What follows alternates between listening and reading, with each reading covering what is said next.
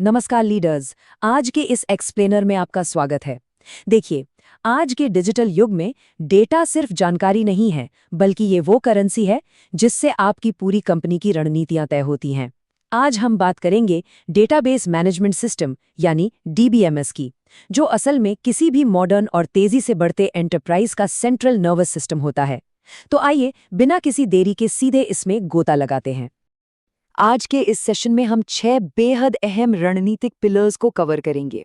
हम देखेंगे कि डीबीएमएस का असली रणनीतिक मूल्य क्या है, डेटा को एफिशिएंसी के लिए कैसे व्यवस्थित करें, एसक्यूएल से ज़रूरी इंसाइट्स कैसे निकालें, ट्रांजैक्शन की विश्वसनीयता कैसे सुनिश्चित करें, परफॉर्मेंस को कैसे स्केल करें और सबसे अहम, किसी भी आपदा में अपने व्यापार की निरंतरता को कैसे बचाएं।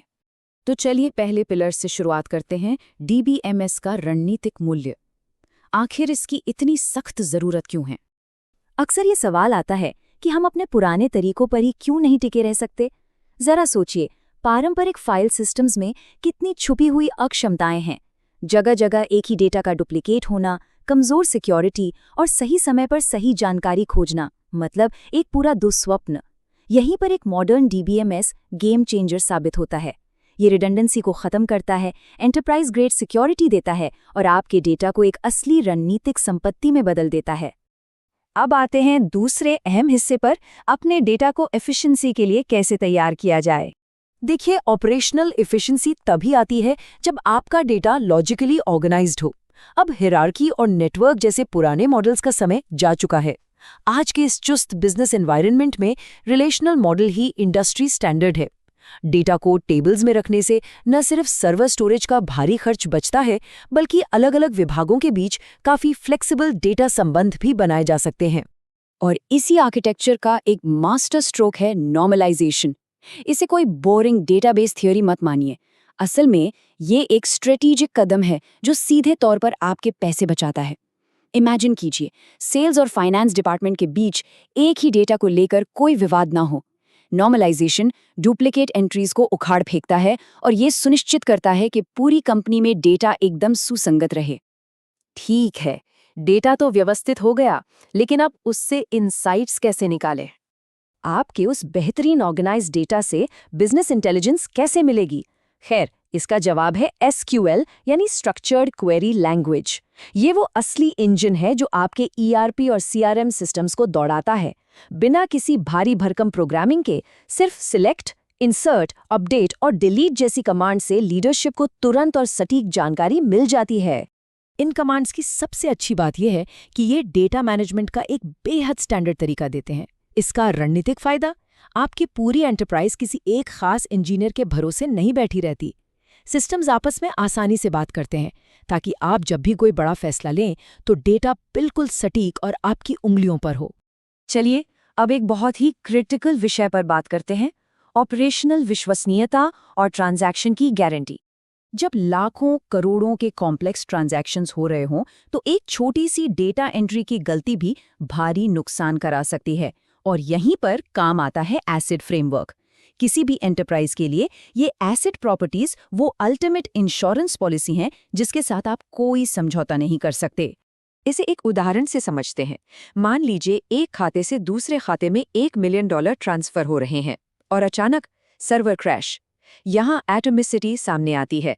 इसका सीधा नियम है, या तो ट्रांसफर पूरी तरह से सफल होगा या फिर पैसा अपनी पुरानी जगह पर एकदम सुरक्षित रहेगा। मतलब साइबर स्पेस में पैसा गायब होने का कोई चांस ही नहीं। ये आपके सिस्टम को किसी भी भयानक आंशिक विफलता से बचाता है। एक ट्रांजैक्शन की एक्टिव स्टेट से लेकर कमिटेड स्टेट तक का सफर असल में रिस्क मैनेजमेंट का एक चेक पॉइंट है। ये श्योर करता है कि कोई भी बदलाव तब तक परमानेंट ना हो जब तक कि सारा बिजनेस लॉजिक बिना किसी गड़बड़ के पूरा ना हो जाए। अगर कुछ भी गलत होता है तो सिस्टम तुरंत ट्रांजैक्शन को रोल बैक कर देता है और डेटा वापस अपनी सुरक्षित स्थिति में आ जाता है। आगे बढ़ते हैं और देखते हैं कि कंपनी के बढ़ने के साथ सिस्टम का परफॉर्मेंस कैसे स्केल होता है। लीडरशिप के सामने एक बहुत बड़ी चिंता होती है। जैसे जैसे हमारी वर्कफोर्स बढ़ रही है, सिस्टम उसे कैसे हैंडल करेगा। जरा सोचिए, जब सैकड़ों या हजारों कर्मचारी एक ही समय में एक ही डेटाबेस पर काम कर रहे हों, तो बिना किसी टकराव के ये सब कैसे चलता रहता है।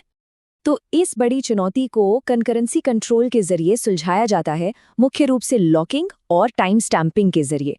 इन्हें डिजिटल ट्रैफिक लाइट्स की तरह समझिए। लॉकिंग मेथड एक समय में केवल एक ही इंसान को डेटा बदलने की इजाजत देता है ताकि कोई एक्सीडेंट ना हो।